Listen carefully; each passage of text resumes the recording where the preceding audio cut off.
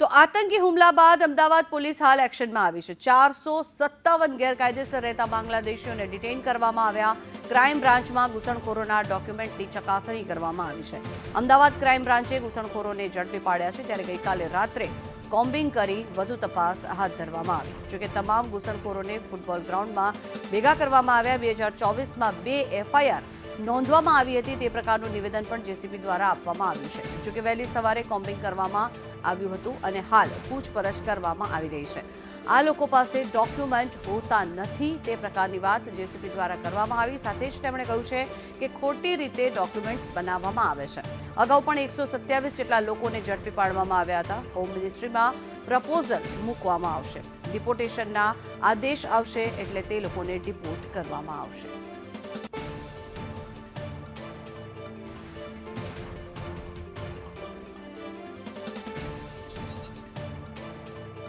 તો બાંગ્લાદેશી ઘૂસણખોરો જે છે તે લોકોને ઝડપી પાડવા માટે રાત્રે કોમ્બિંગ હાથ ધરવામાં આવ્યું હતું અને મોડી રાત્રે ક્રાઇમ બ્રાન્ચ દ્વારા આ બધા જ લોકોને એટલે કે 457 જેટલા બાંગ્લાદેશીઓને ઝડપી પાડવામાં આવ્યા છે। વહેલી સવારે અમદાવાદના ફૂટબોલ ગ્રાઉન્ડ ખાતે તે લોકોને એકત્ર કરવામાં આવ્યા હતા અને હવે તે લોકો પર કાયદેસરની કાર્યવાહી હાથ ધરવામાં આવશે અને તે લોકોને આદેશ આવે એટલે ડિપોર્ટ કરવામાં આવશે। તેના માટેની તજવીજ અત્યારે હાથ ધરવામાં આવી રહી છે। ચુસ્ત પોલીસ બંદોબસ્ત વચ્ચે તે લોકોને ફૂટબોલ ગ્રાઉન્ડ ખાતે એકત્ર કરવામાં આવ્યા હતા અને હવે તે લોકોને ડિપોર્ટ કરવા માટેની કામગીરીની શરૂઆત કરી દેવામાં આવી છે।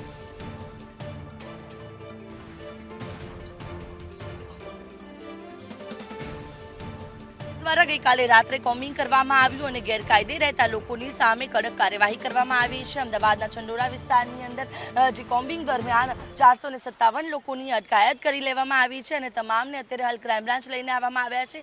હવે તમામની જે જેટલા પણ ડોક્યુમેન્ટ્સ એમની પાસે છે તેમની તપાસ કરવામાં આવશે, કારણ કે જે રીતના જે ગેરકાયદે તેઓ અહીંયા આવી પહોંચ્યા હોય અને અહીંયા તેમના જે ડોક્યુમેન્ટ્સ છે તે ખોટી રીતે બનાવવામાં આવ્યા છે કે કેમ, તમામ બાબતોને લઈને હાલ પોલીસ દ્વારા કડક કાર્યવાહી કરવામાં આવશે। એક દેશથી બીજા દેશમાં આવવું અને ગેરકાયદે આવવું, કઈ રીતે આવા લોકો અહીંયા આવ્યા છે, કઈ રીતે આખી પ્રોસિજર હોય છે કે જે કઈ રીતે અહીંયા એક દેશથી બીજા દેશમાં આ પ્રકારે ઘૂસણખોરી કરે છે, તમામ બાબતોને લઈને હવે પોલીસ તપાસ કરશે અને તમામ ડિટેલ્સ તે પણ ચેક કરવામાં આવશે કે કઈ રીતના આ તમામ લોકો અહીંયા આવી પહોંચ્યા છે। તેમના જે ડોક્યુમેન્ટ્સ છે તે પણ વેરીફાઈ કરવામાં આવશે, કારણ કે ખોટી રીતે ડોક્યુમેન્ટ્સ બનાવવામાં આવ્યા છે કે કેમ તેને લઈને પણ જે તપાસ થશે।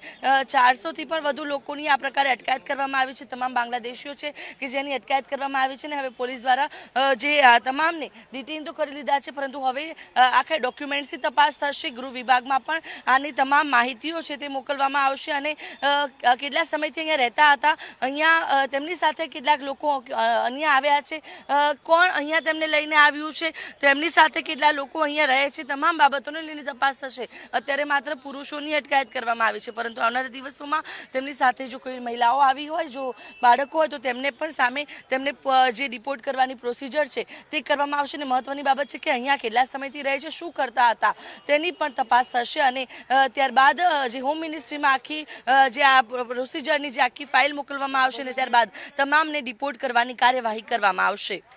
કેમેરા પર્સન મનીષ વાણિયા સાથે આયુષી યાજ્ઞિક, સંદેશ ન્યૂઝ, અમદાવાદ।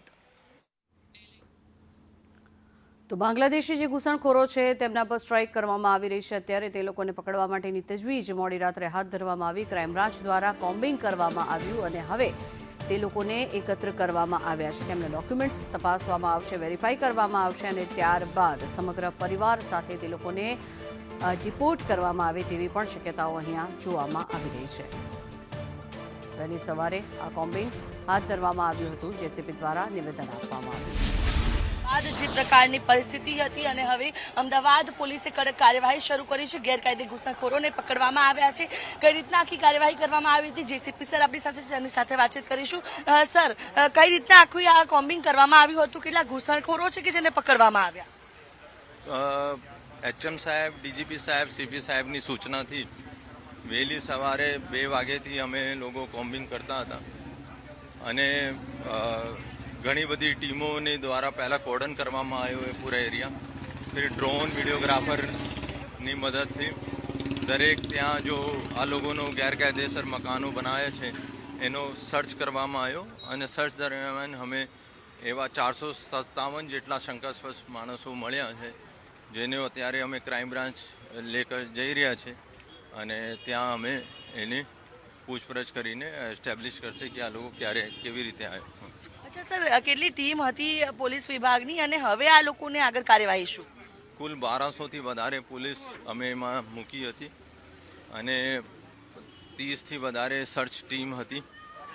કોર્ડનની પણ ઘણી બધી ટીમો હતી, કેમકે 6 કિલોમીટરનો પેરીફરી છે ચંડોલા તલાવનો.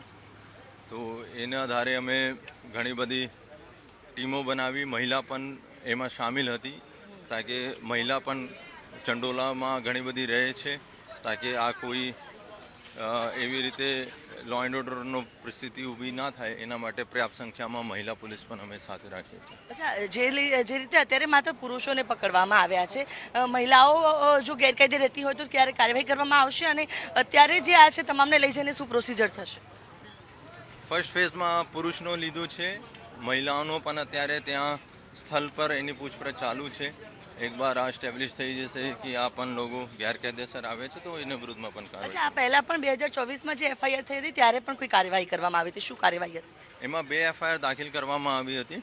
આ લોકો ગેરકાયદેસર આઈડી બનાવ્યો અને એકમાં માઇનર ગર્લ્સનું બોલાવીને અહીંયા પ્રોસ્ટિટ્યુશનમાં ધકેલવામાં આવતા હતા. તો હ્યુમન ટ્રાફિકિંગની પણ એક ફરિયાદ કરવામાં આવી હતી અને કુલ 127 જેટલા આ 2 એફઆઈઆરની આધારે અમે ઇલીગલ બાંગ્લાદેશીઓ રહેતા હતા એનો ડિટેન કરવામાં આવ્યો હતો. એના 70 જેટલા પરત જતા રહ્યા છે, 50 જેટલાનો ઓર્ડર બાકી છે અને આ ઇનપુટની આધારે આજે આ મોટી કાર્યવાહી કરવામાં આવી. બિલકુલ, તો જે રીતે જે વિગતો આપવામાં આવી ત્યારે જોઈ શકાય છે કે તમામ ઘૂસણખોરોને અત્યારે ક્રાઇમ બ્રાન્ચ લઈ જવામાં આવી રહ્યા છે. ચાલતા જ તમામને લઈ જવામાં આવી રહ્યા છે અને આ ખૂબ જ મોટી પ્રોસિજર કહી શકાય. જે ઘૂસણખોરોની સામે કડકમાં કડક કાર્યવાહી છે પોલીસ વિભાગ દ્વારા કરવામાં આવી છે. 1200થી પણ વધુ પોલીસ જવાનોને તૈનાત રાખવામાં આવ્યા હતા અને તમામને આજે 457 જેટલા ઘૂસણખોરોને હાલ પકડી પાડવામાં આવ્યા છે અને તમામને અત્યારે જોઈ શકાય છે કે ક્રાઇમ બ્રાન્ચ લઈ જવામાં આવી રહ્યા છે. તમામને પોતાના ડોક્યુમેન્ટ્સની સાથે લઈ જવામાં આવ્યા છે. જે ખોટી રીતે આધાર કાર્ડો, ડ્રાઇવિંગ લાઇસન્સો બનાવવામાં આવ્યા અને ત્યારબાદ અહીંયા વસવાટ કરતા હતા, ત્યારે અહીંયા રહીને તે લોકો શું કરતા હતા તે બાબતને લઈને પણ જે ઝીણવટભરી તપાસ થશે. એટલે કે કહી શકાય કે ગેરકાયદે ઘૂસણખોરોની સામે જે અમદાવાદ પોલીસ દ્વારા અત્યારે જે કડક કાર્યવાહી કરવામાં આવી છે અને આ કાર્યવાહી છે તેના થકી હવે આગળના સમયમાં જે ઘૂસણખોરી કરતા પહેલા જે બાંગ્લાદેશીઓ હોય કે અન્ય દેશથી કોઈ પણ ઘૂસણખોરો આવ્યા હોય તે એક પ્રકારે વિચાર કરે તે બાબતને પણ એક ઉદાહરણ બેસાડવામાં આવે તે પ્રકારે તમામને અત્યારે હાલ જેટલા પણ ઘૂસણખોરો છે તેને પકડવામાં આવ્યા છે.